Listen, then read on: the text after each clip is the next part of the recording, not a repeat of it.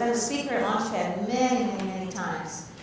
Gary O'Neill is a local technical recruiter. He's had his own company. Now, is Flag Up your new name of your new company? It is. So Cool Hires is no more?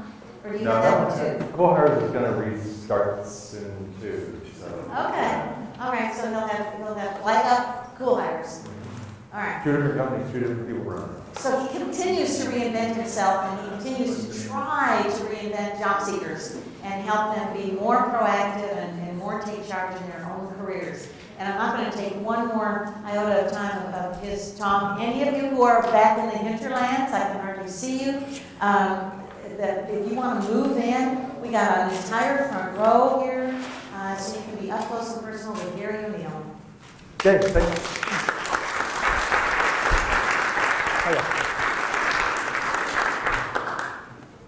So I'm really thrilled to be here. And part of the reason why I'm really thrilled to be here is because I'm actually having a really great time in my life right now. So can I tell you all a little bit about that? Things that are going on? So I've just launched my fourth company. So I've had several different ones. The first one was part of the startup company. We grew to 1,800 people in 7 years in the IT services business. And that's kind of where I cut my teeth with respect to learning how to hire as director of professional services. I've done a couple of other school hires who Kathy mentioned was my firm after that one, that we outsourced to manage recruiting departments for companies. And over time, I've been either directly involved or indirectly involved with, best I can figure, about 15,000 hires at this point in time, inside of about 350 different companies, leading recruiting teams or doing consulting or what have you. So Flag Up is a brand new venture for me.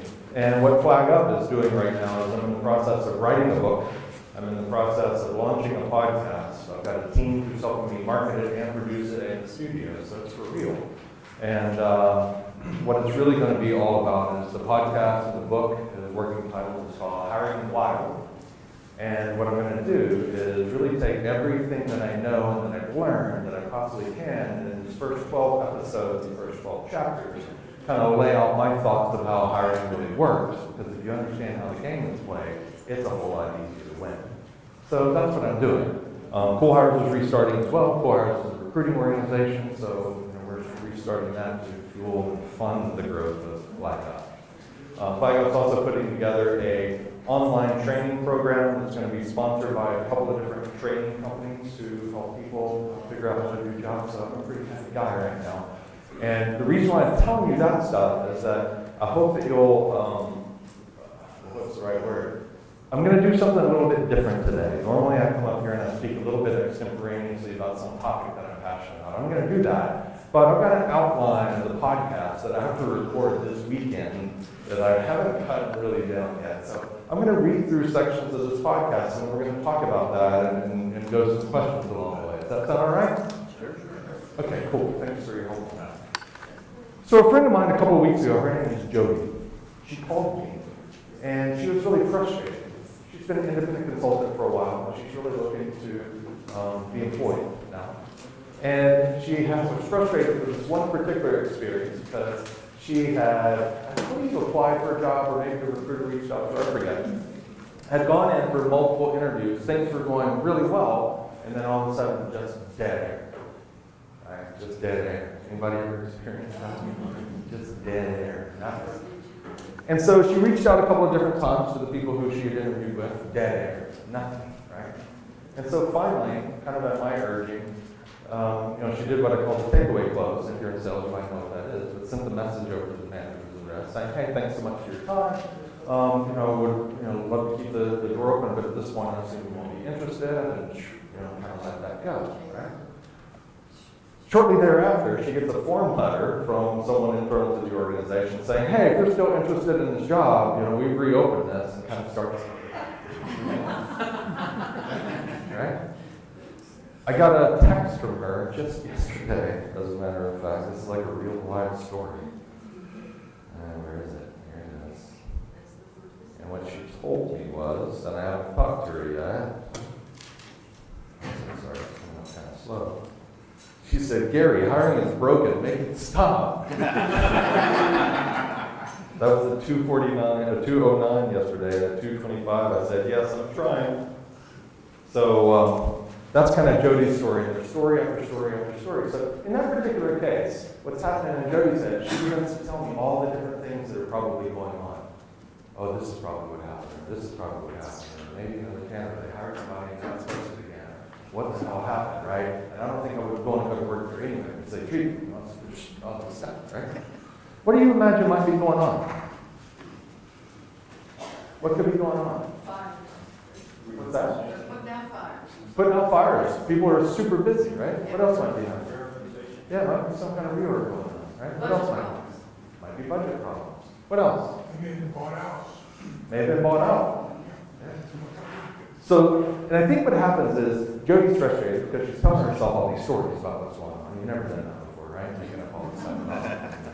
I guess they don't like my resume and gotta change it again, right?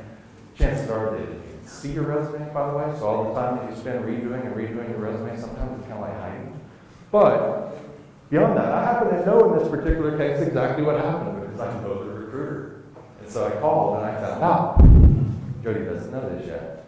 And so really what happened was the person she was interviewing with didn't know, but it was basically part of the interview team for the person who's really, this person's going to be out and somebody else is going to be in. So a reorganization begins to happen. It all goes a little bit crazy.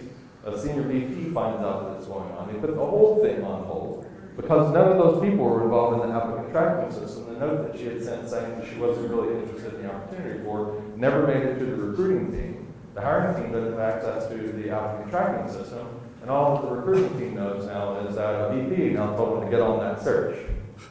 So that's exactly what happened in that particular case. The reason why I bring that all up is what I'm going to try to do here today, through my podcast and the rest, is take you behind the scenes a little bit more, so you kind of see what's going on. Because again, I think if you understand how the game is played, it's a whole lot easier to win. So here's what I know. And some of you may have heard me talk about this, but the more I do what I do, I'm further and further convinced that I have no idea. I have no idea what's going on. I have no idea who's hiring. I have no idea who's about to hire. I have no idea who's about to let go. I have no idea which companies are about to have a layoff. I have no idea. And so since I run a recruiting firm and do that side of things, when we're out there doing business development, I don't make any assumptions about those kinds of things. Or when I'm recruiting and I'm trying to find people, I have no idea whether you're employed or whether you're not employed or whether you're looking to make a move or whether you hate your boss or whether it's your own company. I have no idea. So I just have to get after it and I just have to reach out and communicate with people. Does that make sense? Cool. So it's so funny, after all this period of time doing this stuff, I really don't have any idea. So, see a lot inside of these companies I don't know. So here's what's really going on behind the scenes most of the time. That's a hiring manager, by the way. That's a hiring manager, by the way. Their hair is on fire. How many of you have been hiring managers before? Right? How many of you loved your recruiting team and did everything you needed? It was really easy to hire people every single time. It happened really quick. How often did that happen? Never. That's because you weren't working. But, I'm kidding. So companies have this idea about just-in-time hiring, right? It's even a phrase that's used sometimes. And I think part of the reason why is because this transaction that we call hire is the most expensive and most dangerous thing an organization can do, period, stop. It's the most expensive and most dangerous thing the hiring manager can do in many times. The success of the project, the success of the career, it's a high-risk endeavor. It's an expensive endeavor. And companies tend to try to put off the expensive things. So what happens over and over and over is yesterday I had an urgent requirement for 4 different positions that we're going to start working on. Well, the reason why it's urgent, they've known for 3 months. Right? They've known for 3 months. They just waited too long. And the hiring manager was too busy. There was no one there to help them. Right? And the next thing you know, this is exactly what that particular hiring manager feels like. He doesn't quite look like that yet, but he does feel like that. So by the time you see a job that's posted online, it's not unusual that the hiring manager has been needing somebody for weeks or even months, right? That's the reality of what's going on. They don't have a whole lot of runway. They've run out of runway because they're already in trouble. So they don't have time to hire anyone who isn't almost fit because they're already behind, and they hire someone who has a deep understanding of what it is that they need. not unique. We kind of all see this, right? At least I hope that you do. I'll get a little bit more about this one behind the scenes there. And the other thing that's kind of interesting about most of the hiring managers I work with is they're not necessarily all that skilled at hiring. Most of them don't hire a whole lot of people. They may hire one person every 3 years. Two of my clients right now, this is the first time these hiring managers hire anyone, and I'm also working with them pretty closely to help them really understand how to make a great hire. So all of these dynamics are going on all the time, right? You're aware of these things, right? You think about them? So let's talk sometime as we go through this. What are some of the things we can do about it? This is one of the things that I know for sure, is that all the action and where everything happens is at the front of the line, right? The winning always happens at the front of the line. The hiring always happens at the front of the line. And what the front of the line is being face-to-face with, talking to and working with the hiring manager. And that's the front of the line. And the other thing I kind of like about this particular photo, I don't know, some of you can't see it, but it's a bunch of racers. And one of the things that stands out in this photo is that despite the fact that some of these other racers are really good, in fact, it could be the case that this person right here is actually going to win the race. In this particular photo, the focus is on just the guy in front. Just the guy in front. And the reason why I think that this is important is I can't tell you how many times I have a hiring manager have one right now, who has their sights set on this one person right now. They're busy, they don't have enough time. I've got two other candidates, one of whom I know that they need to talk to. They know they need to talk to this person. They're probably going to hire the one who's at the front of the line. So getting at the front of the line, staying at the front of the line, I'd give it 80% odds. And who am I, right? I don't really know who you should hire. I do know he needs to talk to this other individual, and it's not likely to happen because his focus is on the person to the front of the line. So it's always about getting to the front of the line, staying at the front of the line, and keeping attention to yourself with regard to being in the front of the line. Does that make sense? Okay. The reason I'm telling you all this stuff is these are the real life dynamics that are going on all the time, right? Recruiting is a really, really busy job. Most companies don't have recruiters. Most hiring managers don't have support. And it's this crazy thing that we got going on there. All right. So what happens is, so the hiring manager's hair is on fire. They don't know what to do about it. It's over and over the companies have trouble hiring, particularly now because unemployment is really low. So now comes the promise of technology. Years and years ago, there was this promise about applicant tracking systems solving all kinds of problems. Do y'all know what an applicant tracking system is? Okay, you've applied to lots of them, haven't you? So there's a promise of these applicant tracking systems.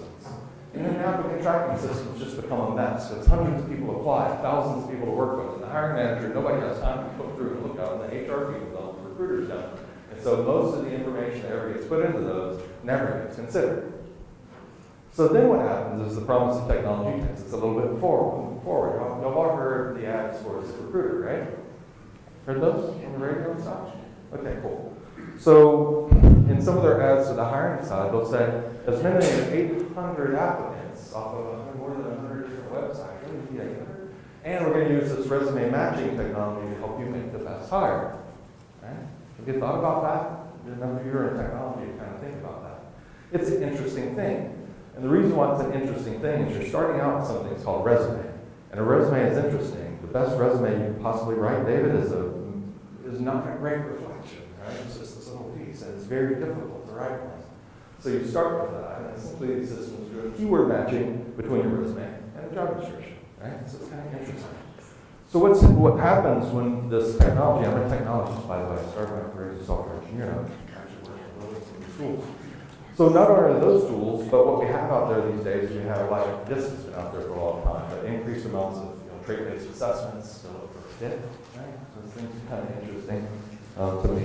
There's a book that's called The End of Average, which will explain in no uncertain terms why those kinds of things probably, the truth is, they're not predictive of people's performance in a job, but we add that to this whole mix.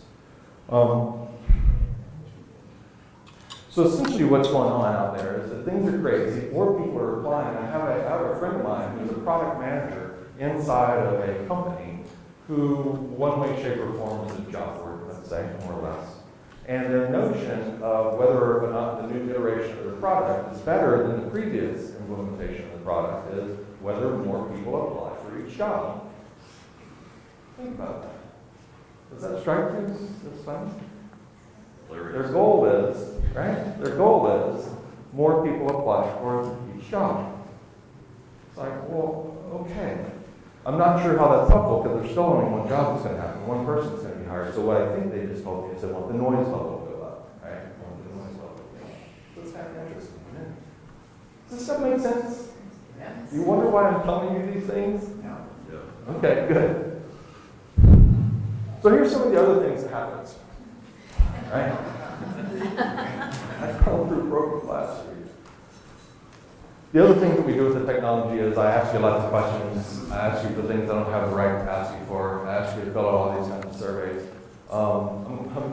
There's a local business, government type organization. I'll go nameless, but I was just goofing around with it the other day, applying for different places, and I'm not telling you anything you don't know. But I was making up answers, which meant I could type as fast as I could just hit the keyboard like that, like putting in nonsense, right? It took me 25 minutes, right? 25 minutes to get in with the stuff that they were going to look at to apply for this job. So the notion is that I had a business owner about a year and a half ago that I was talking to. He was talking to me about how they were building a rich database of talent because what they did is they had jobs that were out there and asking people all kinds of questions that weren't really even hiring, which as long as you're open with people, that's how you're doing something, it's okay. But essentially what was happening is she was ending up with a database full of people who would answer all those questions at one point in time, who more or less would crawl through broken glass at one point in their life, so that they would follow those kinds of things out. All right. Yeah, does this make sense? I'm afraid I'm depressing everyone. Right? That's really not my point. The other thing that happens out there that's really common is ghosting. Y'all recognize this little guy? Yeah, what's that little guy? Snapchat. Yeah, he's Snapchat, right? And so ghosting is when a recruiter or hiring manager or someone essentially disappears, right? You ever had that happen? They just disappear. Joey had that happen. You know those things happen, right? You have any idea why that happens? Any thoughts about why is that so prevalent? It's really prevalent. Why do you think it's so prevalent? You found your unicorn and the person that you were talking to is no longer as relevant. That's certainly one of them. Yeah. What else? They don't like to say no to people. Yeah. That's where we're really going to go with it. Thank you. What was that? They've gone to another company. They've gone to another company. Here's one of the most pervasive reasons why I think is that if they don't have yes information to bring you, if they don't want to bring you a no, everybody's really, really busy. You've got all these applicants and the rest going on, and they kind of end up in a situation where if they don't have good information to bring you, it's a difficult conversation to have with somebody who says no. And because that's what everybody does, everybody feels like that they can get away with it, and they can. And so very often in recruiting teams, you're overwhelmed, you're over busy, and so that notion of getting back to people becomes really difficult. The other thing that's interesting about that is as a recruiter, and these are some things I would just suggest that you don't do. As a recruiter, I would say that if I give people honest feedback about what's going on, and I get back to someone who is not going to be moving forward, at least 20% of the time they want to get into some sort of a debate with me, right? Some kind of debate. And at that point, it's kind of like, so I shared honest information with you. My experience as a recruiter, at least 20% of the time, more than that, somebody wants to get into a dialogue that eventually just have to go, sorry, I just can't play anymore. So I'd encourage you, if you get the chance, that's why I was giving you that feedback, to try to get into that debate. About 1% of the time, have someone go psycho. And what I mean by somebody going psycho is, like literally, like calling the organization, like calling the hiring manager, like really trumping up real trouble, right? Really trumping up real trouble that I have to then put up. So what happens a lot of times is that I actually gain nothing as a recruiter by giving you meaningful feedback, right? I gain nothing as a recruiter by giving you meaningful feedback, other than the possibility of getting into some sort of a debate, or you go psycho, right? Or all kinds of things, right? And so the easy answer is to say, hey, things went great, it's about another candidate, let's keep an open dialogue. And they'll be all right with you here, let's just keep an open dialogue. Now, I'm serious about that. I'm not saying anybody's playing any games. I'm just saying that this is part of the reason why ghosting happens. It's not the total reason, but it's certainly a piece of it. again, my motivation right now in all of this is through the book that I'm writing, the rest is kind of laying out there, and then over the next couple of chapters, we start addressing all of these things and exactly what it is to do about them. And so I'm hopeful that at least some of these things are resonating with you in ways you can go, okay, that's what other people are doing these things. So what ends up happening is the hiring manager surrenders, right? The hiring manager surrenders. In fact, the organization who I was supposed to deal with yesterday, meeting spot, essentially they surrendered. They figured out that they can't do it. So what they did is they signed up to have me help them, right? So they're kind of surrendering at this point in time. What's likely to happen is that I'm starting with a set of people who have already applied to these jobs and the rest, and I'm looking through their stuff. And the answer is they probably already have the answer. They just don't know how to find it. So I'm going to go into the stuff that they've already got and find their answer for them. So hiring managers often kind of end up surrendering because it's a big mess, it's a big problem, and remember, it's the most dangerous thing that this hiring manager can do. Have you ever felt like that as a hiring manager? Right? Some of you may have seen, it's been a long time since I gave a presentation called Bang Question Splat. Does anybody remember the conversation about Bang Question Splat? So, if you're a technology guy, at some point you may have learned that it's very often called, when you use an exclamation point, it's often referred to as a bang, right? So when you're talking about a character, the bang, right? And I think with respect to particularly interviews, very few interviews end in a bang, which is essentially the hiring manager saying, man, that was great, can't wait, let's get going, right? Very rarely do they end in a bang. Most of the time they end up in a question. I'm not sure, right? I'm not sure.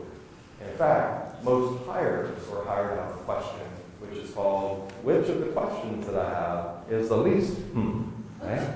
Which of the questions is the least And then, there are the times where the interview just goes splat. And splat is an asterisk, by the way. I'm not sure I can tell you what splat is, right?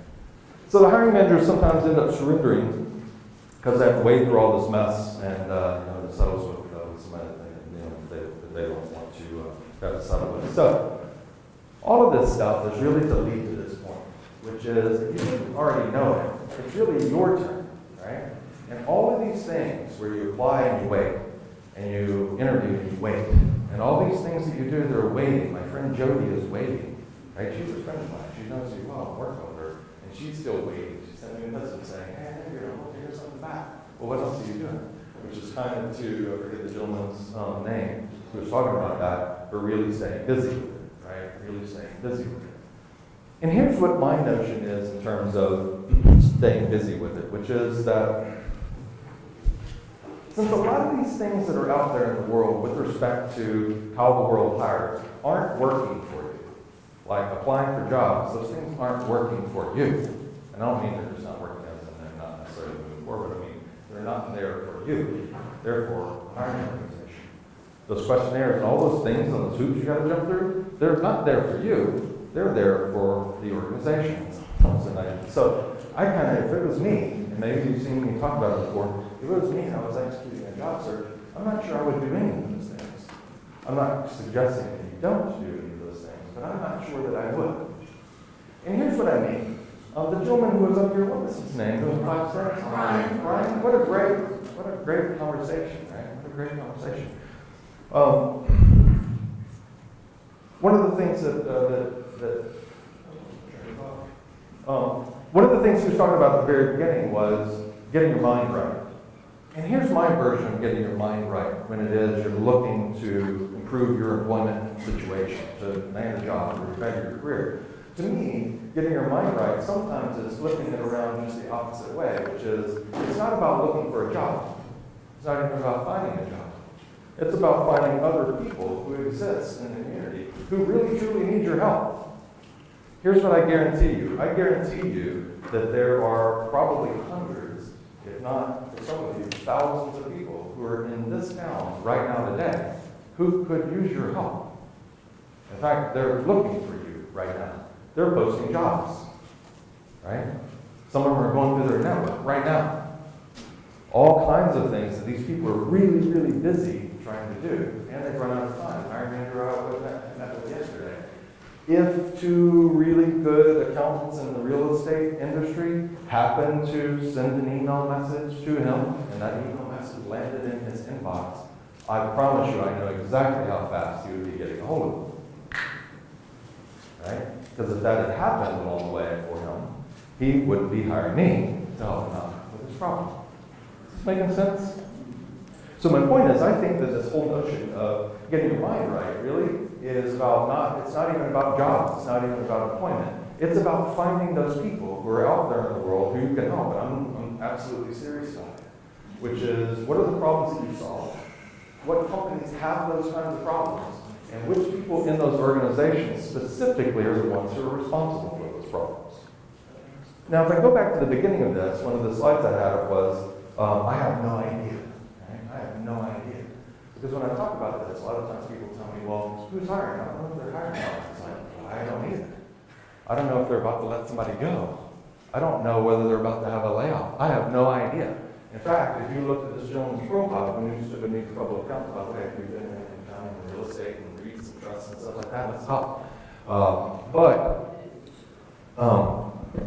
Yeah, so if somebody were to reach out to him right now, so it's about finding those companies who have the kinds of problems that you solve, finding the people who have those kinds of problems, and then really beginning to reach out and connect with those people under the auspices of finding some people who you can go help. Because when you go find those people who you can go help, they're the ones who are going to hire you. They're the ones who are going to pay you. Because in some sense, it's exactly what I do when I'm out in the world going and getting business. Because there are hiring managers who need my help. How dare I not reach out to as many of them as I possibly can and see whether some of them align with what it is that I'm doing in the way that I work, so I can make it happen. Does that stuff make sense? Okay, cool.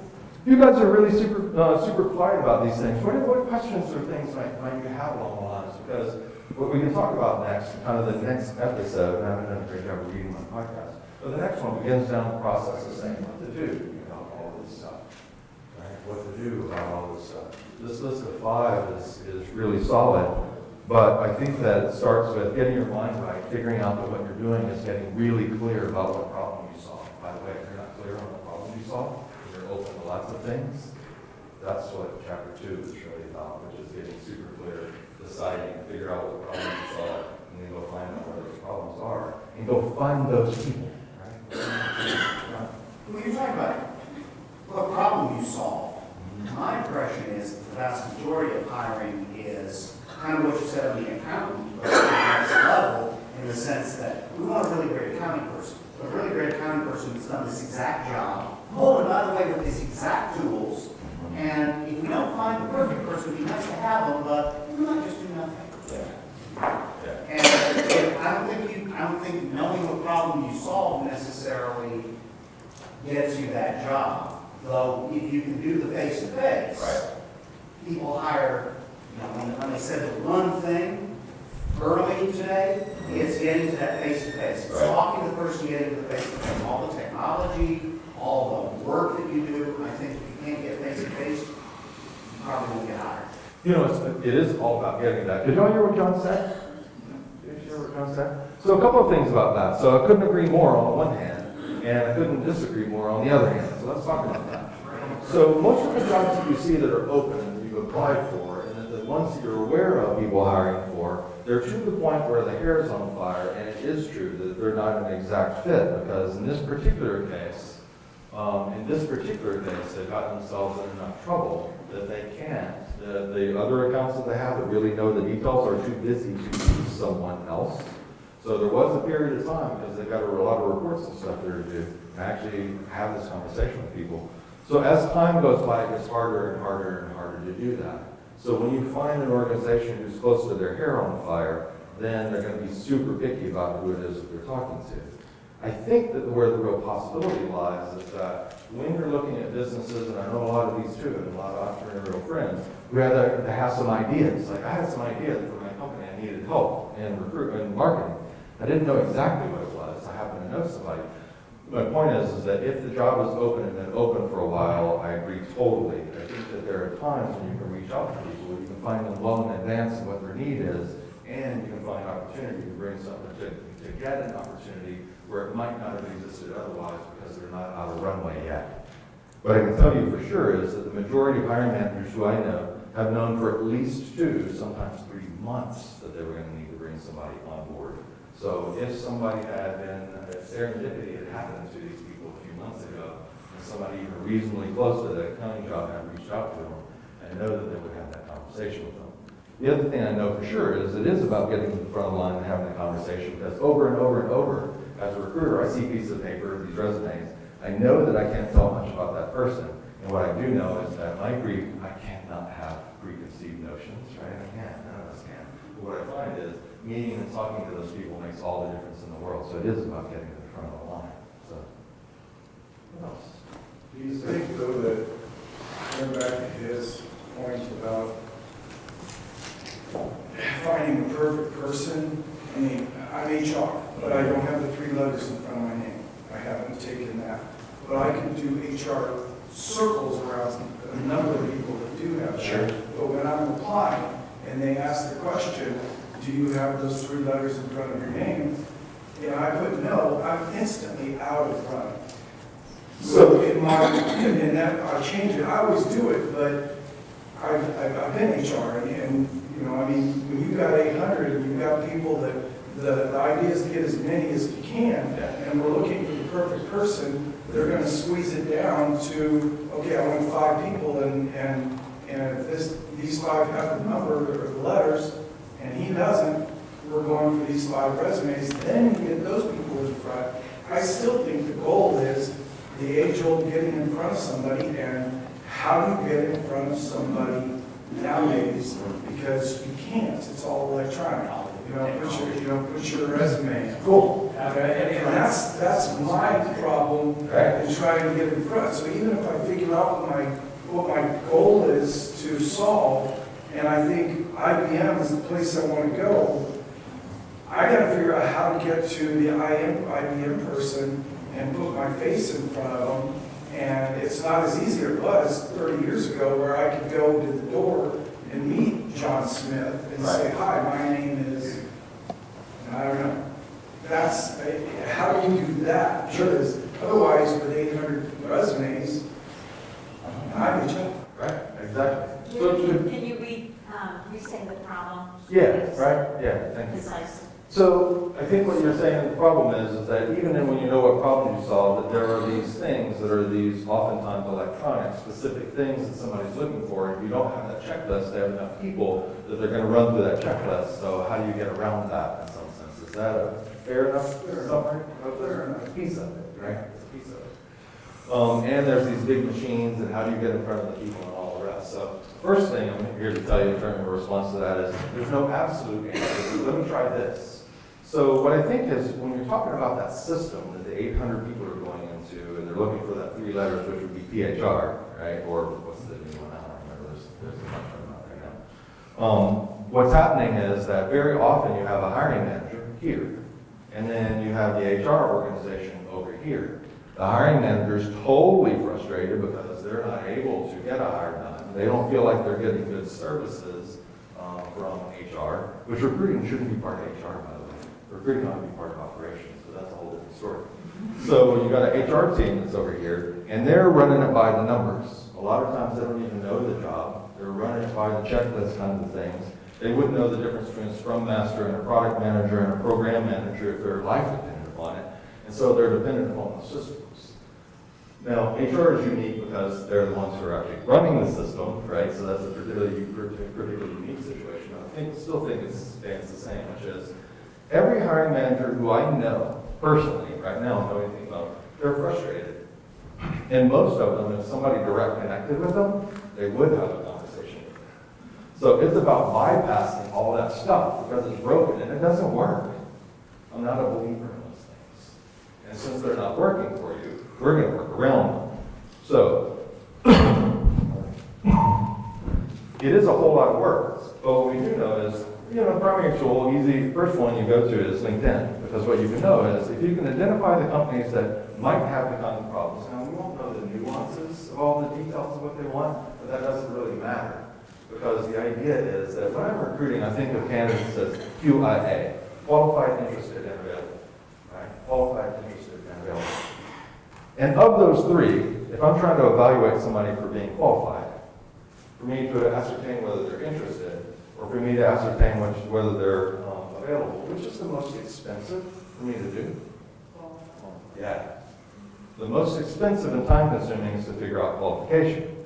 Now, what I figured out as a recruiter is that piece of paper called a resume is near worthless. Right? It's near worthless. And the way that I know it's near worthless is I've run a couple of different exercises, particularly inside of the companies that I've run before, which was taking 25 resumes and having multiple hiring managers in different organizations pick the 5 that they'd want to talk to, and they knew we were running an experiment. And then have them have a 10-minute conversation with all 25 people. And what do you think? They picked 5 out of the resume stack. They picked 5 not knowing who they were out of having conversations. How much overlap was there between the 5 resumes they picked and the 5 people who they talked to? It was 1.7. 1.7, right? So, of this, if you looked at the 5 people who were picked by resume, and those 1.7 of them were the same people. Okay. Something like that. Yeah, 35% or so overlap. So you begin to figure out that some of those things, like resumes and the rest, actually become, very difficult. So what you know, and my point about that is that if when you're looking for a job, and I see a lot of places talking about this, which is really, really researching the company. I see people spending a lot of time researching them. Look at their Glassdoor profile, which be careful with that, by the way. Right? Be careful. Don't read much into that. You never know what information. I can tell you stories, so be careful with it. But the whole point is, when I'm recruiting, I could spend a bunch of time looking at people's LinkedIn profiles, only to know that I spent a bunch of time. I'm going to have to reach out to them, and only about 15 to 20% are going to get back to me anyway. So I could spend a bunch of time trying to do Q, but what I really want to figure out is, are they interested? So what I know is, by the kind of search that I do, based upon the kinds of profiles of the people that I'm looking for, and I get a set that I know that 80 to 90% of them are going to be in or around the people. They're not going to be way off the mark. And what I'm doing is reaching out to see if they want to have a conversation. Those who reply are interested, and now I'm going to spend the time figuring out qualified. The reason why I tell you this is that if it were me, I'd use the same strategy when I'm going and finding companies and people I can help, which is, I'm not doing a whole lot of research. Why would I spend my time on that? Because the truth of the matter is, most of them aren't going to get back to me. But what I can do is identify those companies who are likely to be a place that I would resonate, that I could thrive, that I could solve their problems. Figure out who my peers might be, figure out who my hiring manager might be, because what I know is if there's 500 hiring managers in town for the kinds of work that I do, and you run the statistics with respect to turnover in jobs, I know at any given time, at least 100 of those know that they're going to need to make a hire. I know that. It's statistically true. So what happens is that if I begin this process of reaching out, and I begin this process of touching a lot of people, talking about the kinds of problems that I solve, it's going to land in somebody's inbox or phone at the very right time, where it feels like serendipity happened, and the next thing you know is we're having that conversation, right? And I think that at the end of the day, I really do think that that's the answer, at least it is in the sense that I've made my living for a long time because people get hired. And if I was getting paid because I got hired, that's the strategy that I would run. I don't know if it quite answers the gentleman's questions, but that's kind of what I think about that. You have a comment? I typically use I'm in sales, so I typically use Glassdoor to see what the salaries look like, because there can be such a divergent range in sales. And I don't want to spend a lot of time with a company that's paying $9 an hour, even since that's below my level. Sure. Is that something that you think is... I think that the question was, she wants to know, she uses Glassdoor to look at salary information. She doesn't want to waste her time, they're going to be way off. I guess I got 2 comments about that, which is, data is always good, just always know that it's oftentimes not quite right. It's some of the rating stuff that I'm really concerned about, because I know organizations where I know them really well, and they have some bad ratings for some people who they had to let go, who did some stuff, and others who have artificially high ratings because they had pizza parties and essentially had people go filling up. So those kinds of things. I also know that if you see a company where the sales information about salaries is this, I also could tell you that a bunch of them also have sales positions that pay a whole lot higher than that too. So it's part of the information, but if you make the assumption that just because of that some people get paid that there isn't a place for you to get paid more, be careful with making assumptions about the information like that. I tend to steer away from it because I just want to talk to somebody. this one costs. Talking to somebody is the key. Talking to salespeople, I was a sales engineer, but talking to some salespeople here, they're getting offers for a lot of commission-only jobs. So I don't know, you can find those on Glassdoor. Right. I also know of companies that small companies especially, that strong-arm their employees to put perfect reviews on Glassdoor. So all information that's out there on the internet is true, so make sure you take it all as fact, right? Just take it all as fact, right? What else? Anything else? Yes. I have a question about this Elizabeth Holmes of Theranos. Okay, she was the lady out there who was worth like $10 billion. She had all the buy-in from Walgreens of all places, from all these people on the board of directors. She was labeled the millennial miracle. The Stanford graduate who dropped out to become the next Steve Jobs in the black sweater. Yeah. How is that going to affect? And I know some lady looked at me and said, she's a millennial miracle. How is that going to change the attitudes towards hiring people like her? Because she had them all snowballed. Right. In 60, you got to the point where 60 minutes went out there, and we want to talk to you again. No thanks. All I can say about that, did y'all hear what he's talking about? What's her name again? Elizabeth Holmes of Theranos. Yeah, Elizabeth Holmes of Theranos and the blood testing thing and all that. The only thing I tell you is I'm completely unqualified to say anything about that topic. So I just don't know. I don't know. Now, and the reason why I kind of go back to I don't know is the truth is that everything that you can imagine is going to happen. So is that going to change how some people hire, how they consider hiring millennials or whatever it is? There's no question that it will. Is it for most people? Probably not. So what I know is that in this whole thing that's about employment, right, any of the assumptions that you want to make, just know that for sure that's happening somewhere, but you have no idea whether it's happening in your particular situation or not. So it's the same thing. I look at it, I mean, to me, it's the flip side of the same coin. I've been recruiting and running recruiting teams for a long time. The only way for us to win the game is we make almost no assumptions about who these people are. We're reaching out to them. We're trying to have conversations with people so that we can really identify them. Our recruiting team runs a little bit differently than most because we don't put people through the big questionnaire kind of things. But and the reason why we don't do that is because it's really what works. Yes. With all of that, through networking and connect with the hiring manager is the most efficient way. Yeah. But like for me, I'm new to Austin and I'm foreigner English not my first language. So besides networking, is there any other way you can do research to figure out who is the hiring manager? So the question is, I think that it really still all comes down to, if you cut through all of that, it comes down to how do you identify who the hiring manager is, right? How can I connect to, except through networking, talking Right.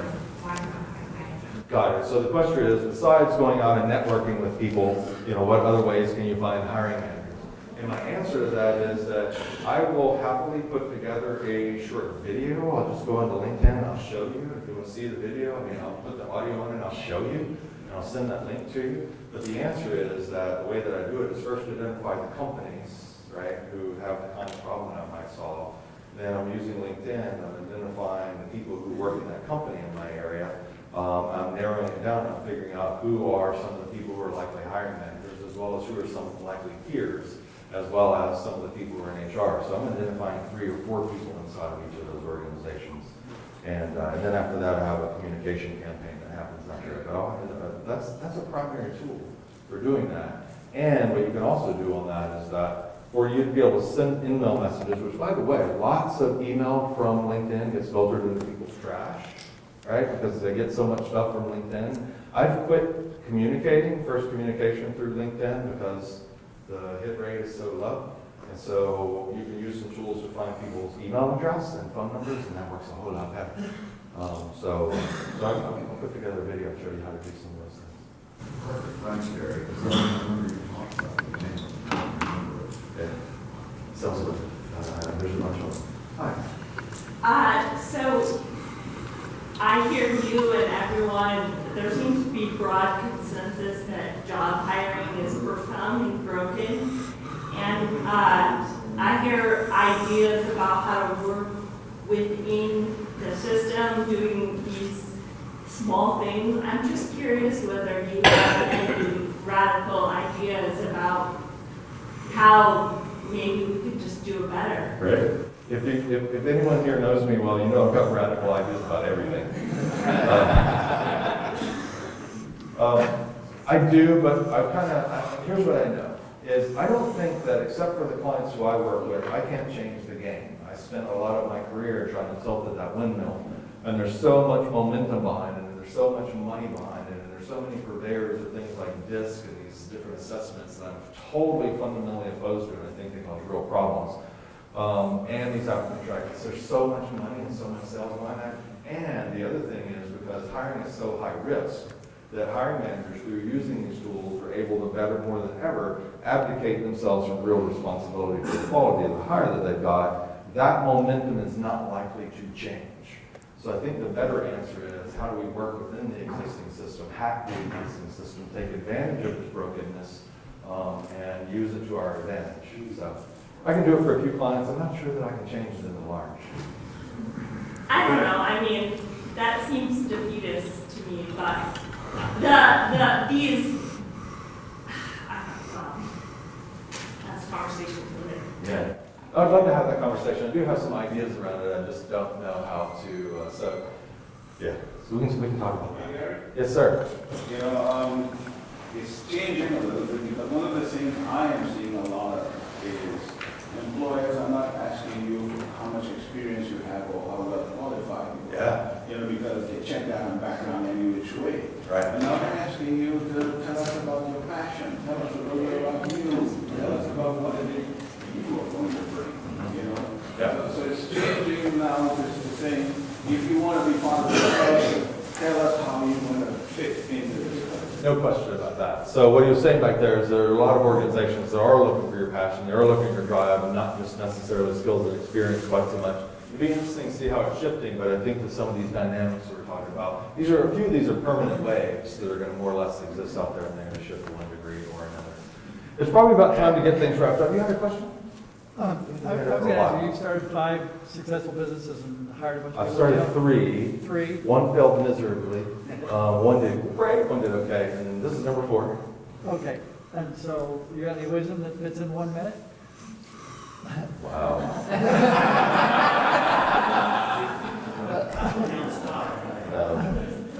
No pressure. Different talk, maybe, I don't know. What That's made fine. one work?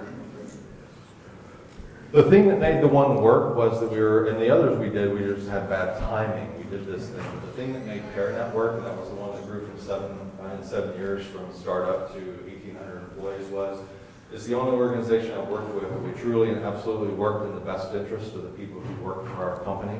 And we went out of our way because we knew for sure that they were the ones who were supporting our clients. So our job as the leaders in the company and corporate was so it was an upside down org chart in the whole bit.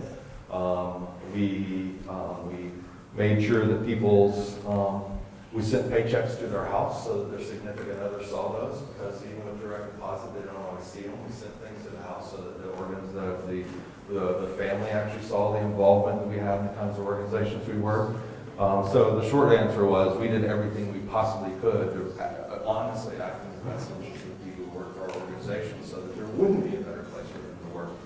And it really worked out. The other organizations failed because the timing, pool hires failed because we lost 90% of our business between September 2008 and December 2009.